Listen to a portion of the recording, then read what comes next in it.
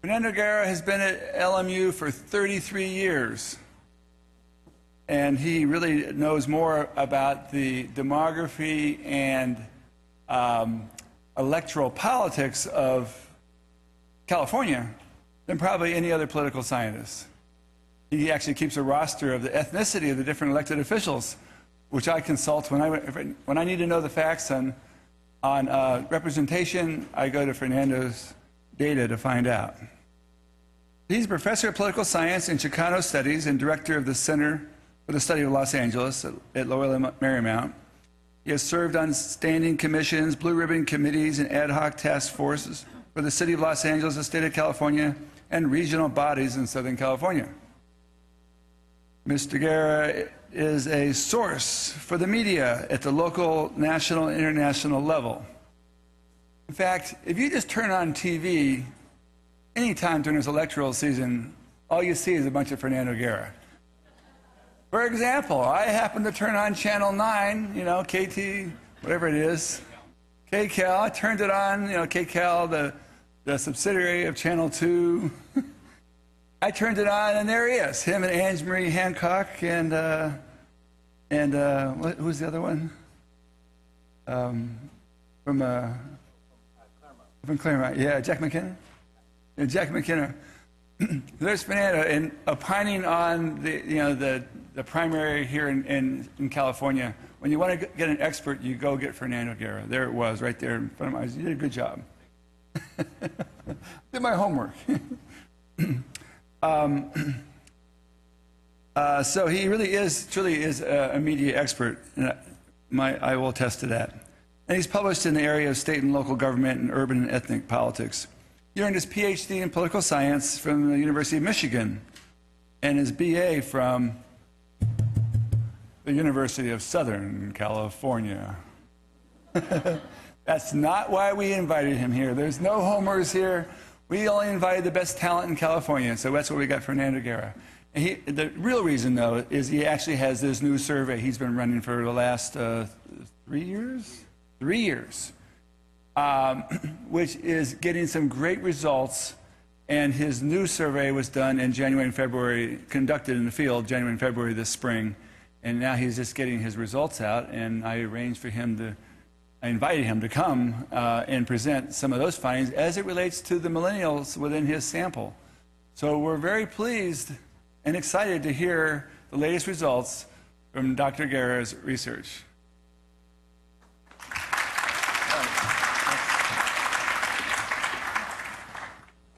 Thank you, and thank you for the invitation. I always love to talk about what we're doing at Loyola Marymount University. I see a lot of elected officials out there. I don't want to call them all out, except for one, Brent Tessero, who's a council member from Pico Rivera. I've known him since he was 14. He's my son's best friend. They went to high school together, and he was in my son's wedding, and my son was in his wedding. So as you can see, a personal privilege to point him out. And I see a lot of other ones. I'm sorry about that. My time's been cut into it. Otherwise, I'd talk about each one of you. So let's see what we got here. Okay, the third annual forecast. This is the third year we've done it. It's the largest annual social survey in the region. We interviewed 2,425 LA County residents. It's countywide. The interviews 20 minutes, and they were conducted as was just recently said, that from January 4th to February 13th in 2016, in 15 around the same time period, and in 14 around the same time period. Interviews are conducted in English, Spanish, Mandarin, and Korean. Over 200 of our respondents took it in Korean, and about 150 in Mandarin, so it also makes it the largest Korean language survey in the state of California. We oversample significant demographic and geographic groups, and we'll talk a little bit about that. And then we supplement it also with what we call a leadership survey, and I'll mention that briefly. Very few millennials in that leadership survey. Well, we take a look at it in terms of our approach is we're trying to prepare leaders for the future, or anybody to really assess what's going to be happening in Los Angeles. There's a lot of economic forecasts that do a great job. The UCLA Anderson forecast, the LA EDC forecast for LA County. There's Chapman University and Cal State Fullerton that do one in Orange County. UC Riverside does one in Riverside. University of San Diego down in the San Diego County. I can go on and on up and down the state. A lot of great forecasting that's being done. That space is very well represented, very well done. However, in terms of residents, very few surveys of residents either statewide or in the region.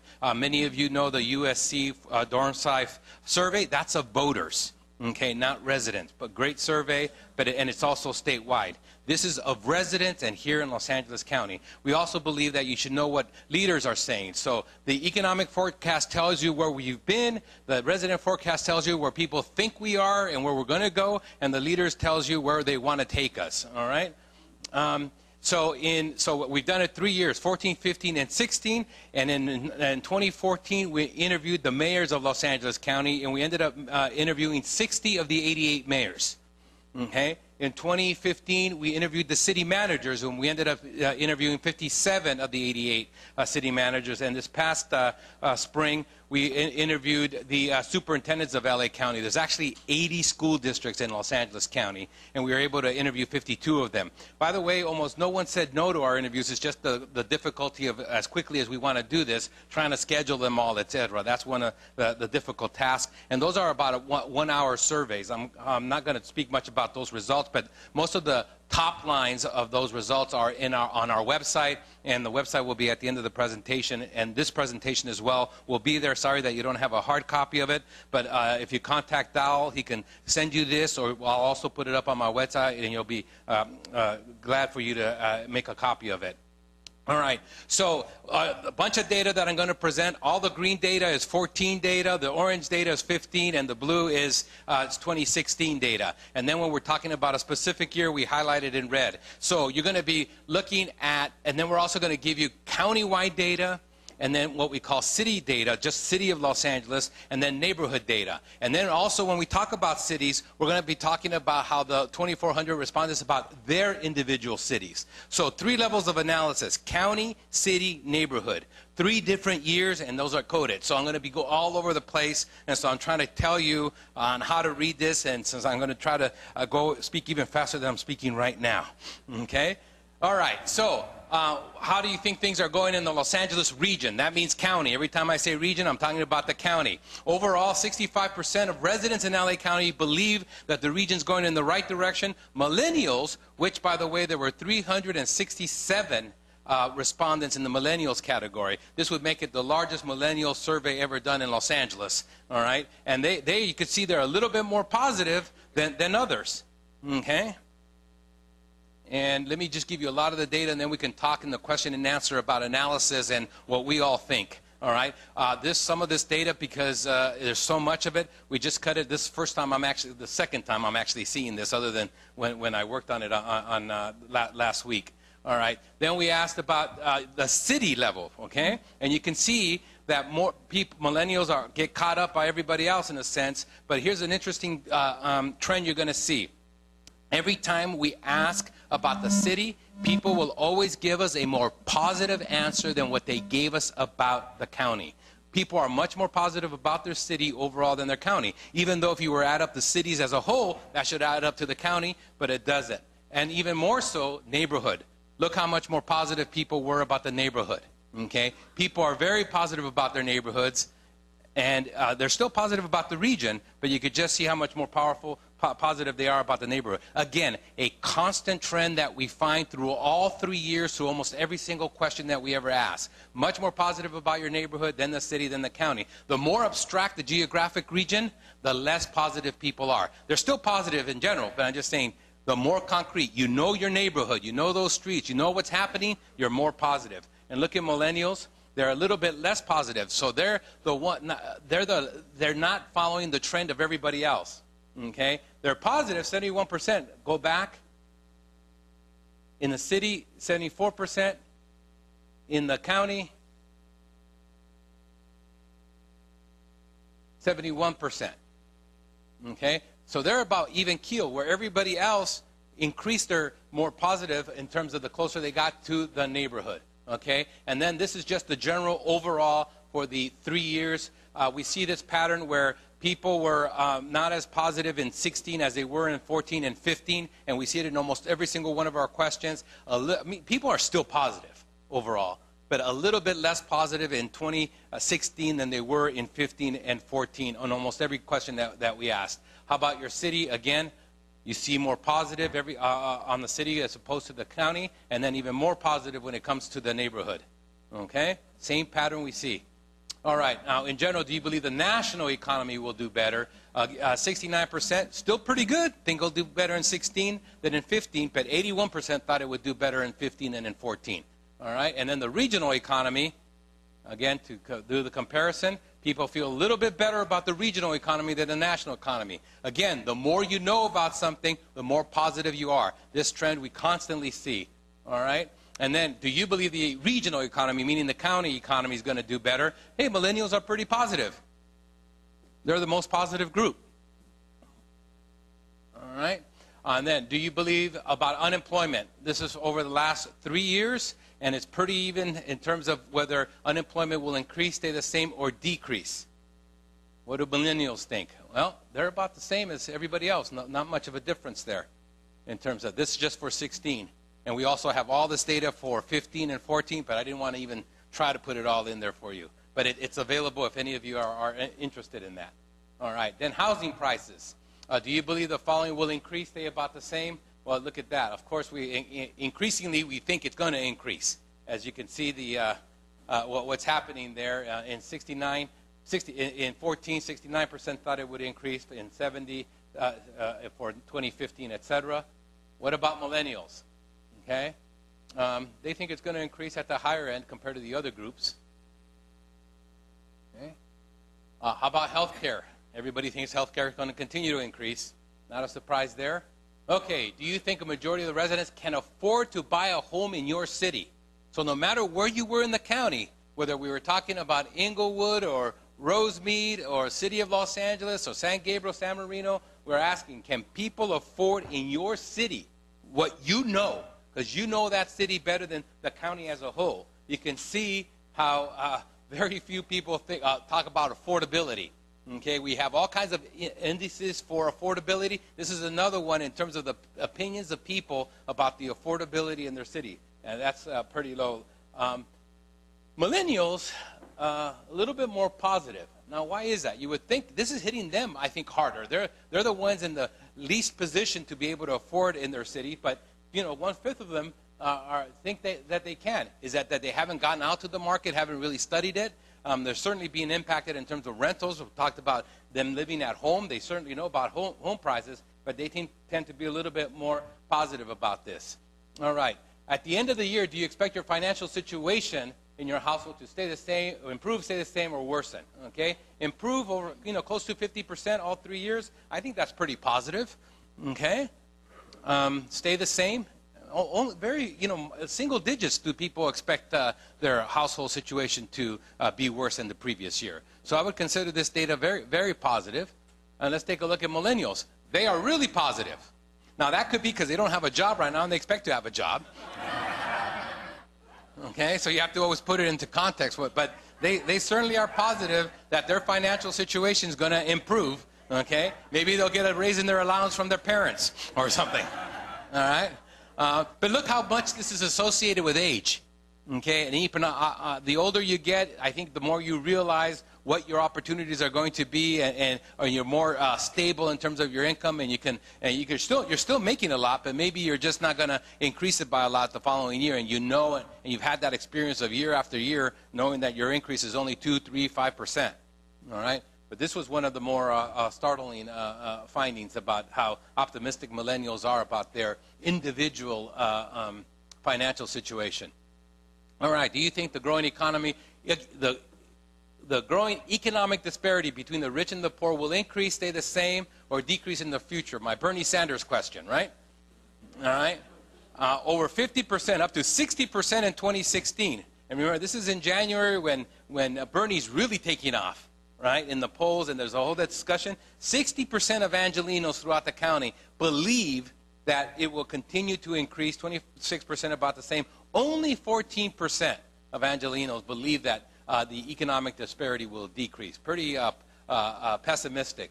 Millennials, 55 compared to the others. They're actually, we associated millennials and Bernie Sanders, we associated them with this narrative about economic disparity. But when you ask them, they're more positive about this. So yes, it was the factor, I think, with the support of millennials with Bernie, but it wasn't as overwhelming as one would think given this data, okay?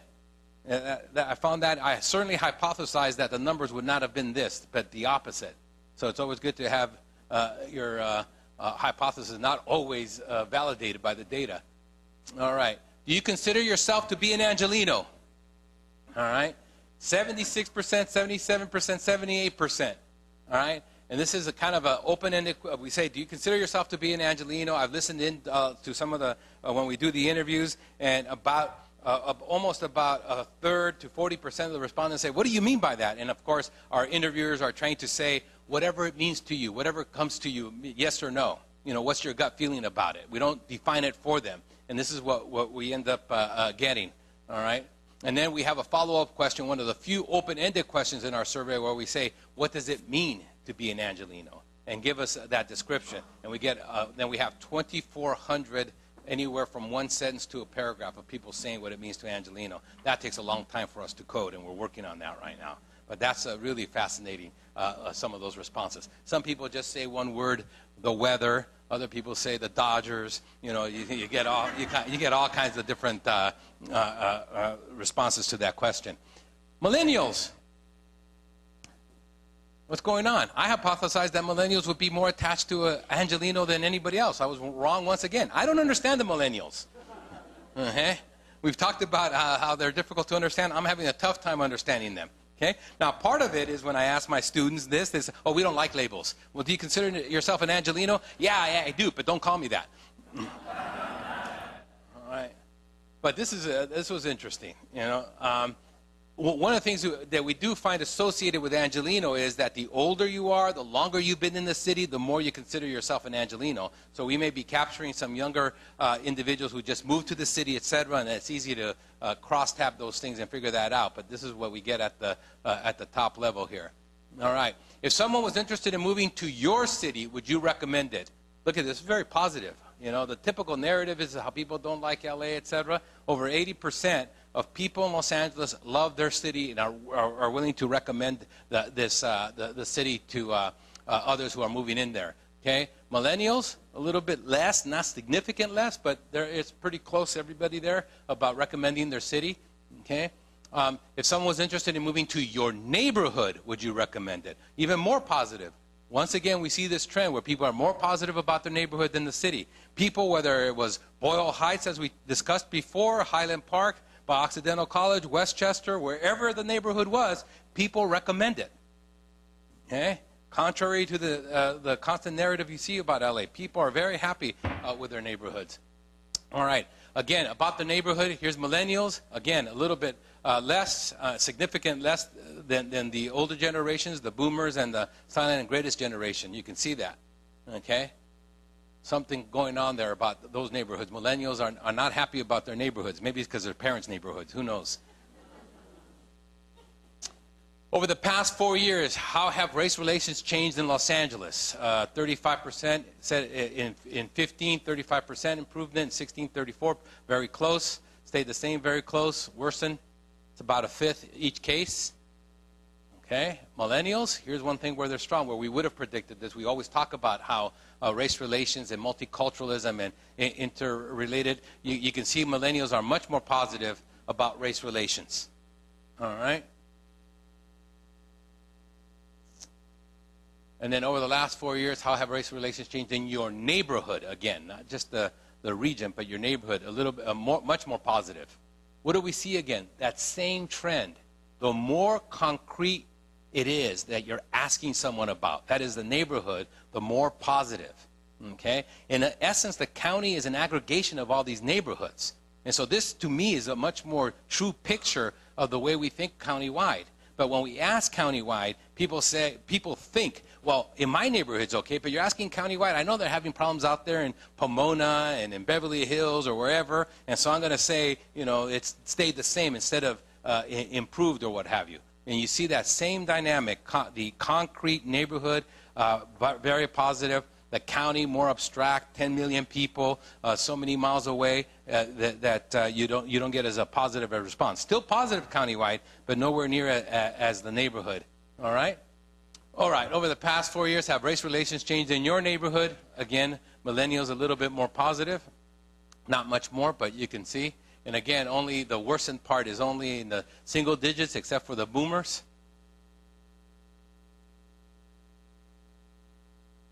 All right, and there's the website. All this data and much more is there. Again, 3 levels of analysis. The county, the city, the neighborhood. 3 different years, 14, 15, and 16. What's the major conclusion that we have? Angelenos are incredibly optimistic. What is the greatest resource that any community has? Are its people. The people are the greatest capital asset, the number one asset that a neighborhood or a community has. And optimistic people, I would argue, is even a greater resource.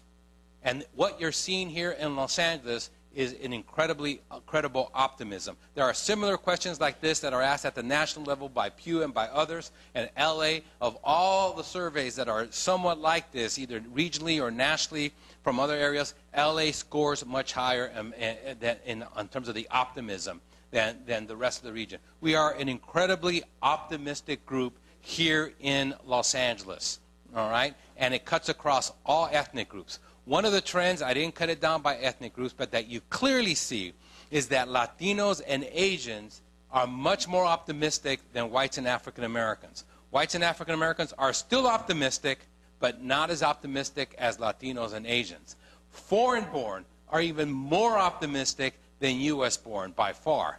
Okay? When we ask the Angelino question, do you consider yourself an Angelino? The foreign-born Angelinos take on that label and consider themselves Angelinos even more so than LA-born Angelinos. Okay? And Latino and Asian foreign-born were at the highest level of identifying about being Angelino, about having that. Now, we talk about a lot of these immigrant foreign-borns are transnational, spend a lot of time in Mexico, Asia, other parts of Latin America, etc. But even those individuals had a higher identification of being an Angelino and wanting to be here, taking everything that Los Angeles is all about and really internalizing and taking that name. You clearly see that in the data that we have. So, number one conclusion, overall of the survey, incredibly optimistic people, number one.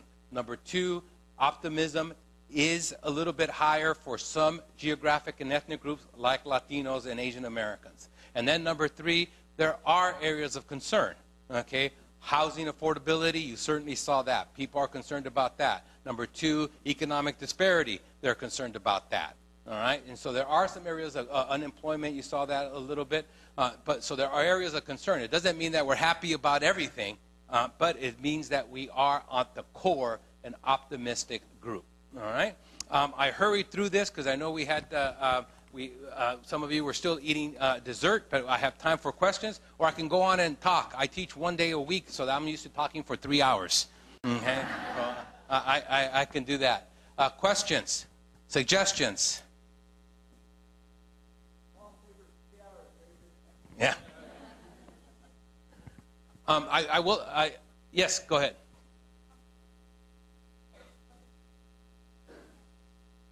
The metrics aren't perfect because we're asking these questions. We try to take as many generic questions. So the most generic question is obviously the very first one. I mean, if you go back, this question is not our question. It's a question that's asked just about by every pollster, including political campaigns, et cetera, since I see a lot of elected officials here. And it's always, you know, the direction of your city in the right direction or wrong direction. It's a question that people like to see whether you're satisfied or not. This is a question that's asked throughout the state, throughout the country. So this is one that we have very good comparisons with. And on this question, LA is at the high end of optimism, believing that we're going in the right direction. Okay? Again, it's against the narrative. A lot of the people who critique LA, even internal people who talk about, oh, we're going in the wrong direction, it's, you know, this is the terrible city to live, et cetera, et cetera. Nothing could be further from the truth when you ask the residents.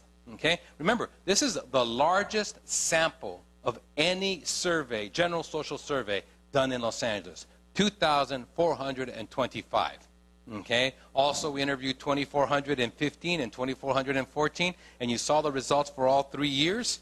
So it's not, I mean, when you add these up, we're talking about 7,500 residents that we've interviewed, and they're all in the 60s about going the right direction over a course of 3 years.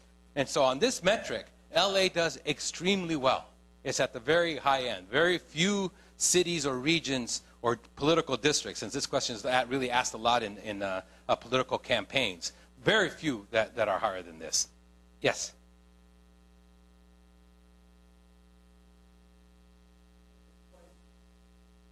Yes.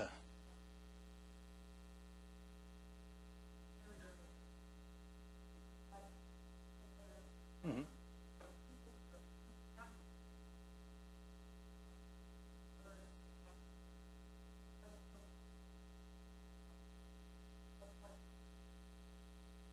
So I'm not an expert on that, but I'll still answer the question. What we see because we've taken look at a lot of surveys, and I just don't want to say that I've taken a look at an exhaustive survey of the surveys. And so certainly Chicago, Detroit, and those areas are at the other end. One of the cities that I thought would be at the other end, Pittsburgh, is actually rates pretty well. And you see, so you're not, just because of it's a region that's industrial, where deindustrialization has happened, and you think that's going to be associated with pessimism, that's not necessarily the case. Again, I'm answering this not based on an exhaustive sense of all the surveys, but we just picked and choose to take a look at some surveys to see how they were asking certain things. On all of those, we found really Chicago and Detroit. New York was not as positive as LA, but more positive than you would think. Another one that I remember not being so positive was Baltimore. But then again, we asked it during the time that survey was asked right after incidents that had occurred there. So take this answer with a grain of salt. That you know, it's not an exhaustive sense of all the surveys that are out there about this. Yes. I just, first, all of us feel terrible in this country about what happened in Orlando. Yes. And then I was reflecting on, as a child growing up, you know, my only fear was not Al-Qaeda or When was ISIS. that, 19 teens? Or? You got it there, Fernando. Atom bomb and, you know, drop drill and all that kind of stuff. So that's something that is in the psyche of people. And then you go on, in our region, the cities, or even the small cities, like I said, great neighborhoods. What you do in Duarte in your old town, and all these other cities in Santa Ana and the old towns, Pasadena and the old towns, downtown, old town, new town. So trying to figure out where people are going to be, because there's no new land, and I think it's an implosion of people wanting to come back to center cities or neighborhood cities. The Expo line and the work that Pam O'Connor did on the Metro board to get that little train out there now is changing the way people go. So I think that's where we are. I just think the biggest thing, and I used to do this when I was elected to field, how many have been a victim of crime in Los Angeles or your city in the last year? Raise your hand, please. A victim of crime. 1, 2, 3, 4, 5, 6, 7. How many have been impacted by traffic in Los Angeles in your neighborhood? You know, so we're fooling ourselves, and I think, and I don't know if there's any city planners here, but there's a thing the planning department is trying to do, I believe, in Los Angeles, where they're mobility, trying to force people out of their cars, and that's our biggest challenge, I think, how you change, because people like their mobility and they're getting upset and that. So there's all those issues there, Fernando, that you could look at. That's a great context. Just on that last point, I did have a question that we didn't put it on here. I remember, I didn't even cover about 10% of the data that we have. But one of the questions we asked about the impact of autonomous or driverless cars on mobility in the future. Millennials were off the chart in terms of what they think that will do. that it will heavily impact mobility, improve the quality of life because of driverless cars. And so you're absolutely right about mobility and all that. But great context. Yeah. What's the most densely populated area of the region? Probably Pico Union. Yeah, Wilshire Corridor from the Harbor Freeway out. Yeah. And it probably has the best transit system with the subway and the busway. But when do you think the traffic is the worst? On the weekend? No, when I'm there. Or on the weekday? Yeah. Probably the weekend. Weekend, because families can't get to their families in Pomona, other places, or Ventura, or wherever, because they have to drive. You know, and so those are challenges that are there, I mean, that you have. And looking at things, I just am so impressed that so many people who live in cities love their cities if they engage with their cities. And they go to their parks and they go to their libraries and do those things. Those who don't engage usually don't care. And I take the mic away because I haven't seen one like you since July 1st. But anyway, people who usually would communicate to me. Usually just get 3 minutes at City Council? No, or is that only for people who are addressing? People who usually, when they'd send in an email, if they were very hostile or used foul language or things like that, it was usually late in the night, you know, for whatever reason they did that. So, yeah. But do you ever get emails? Huh? Any more questions? Again, let me make sure you have the website. We'll make sure that Dal has this presentation, also that we'll post it. And then there's a bunch of other presentations with other data. Again, we're just really looking at the top lines right now. We're doing a lot of analysis. We believe strongly that this is public data. And so we make this data available to any elected officials, planners, community people, scholars, and we welcome scholars to take a look at this. I would say at this moment right now, there's probably about 10 different scholars from different universities, not just LMU, who are looking and analyzing this data. Outside of LMU, we probably have another 10, 15 professors within LMU using this data for a variety of different analysis. So we welcome that. We'll make this data available. We'll even try to structure it to your needs. So if you please feel free to email us or look up what you have up there. Dal?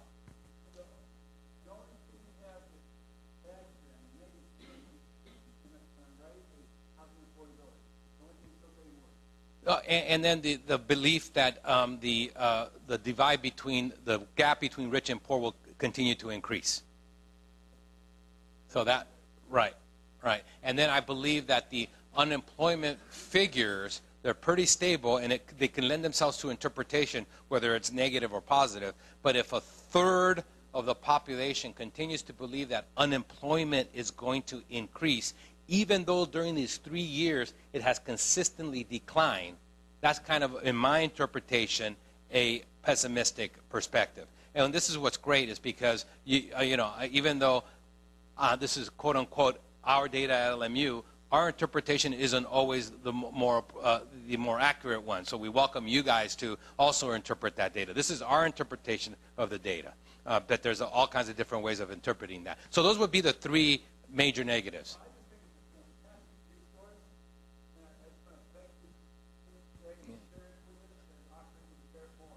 No, anything for free lunch. It was pretty good lunch.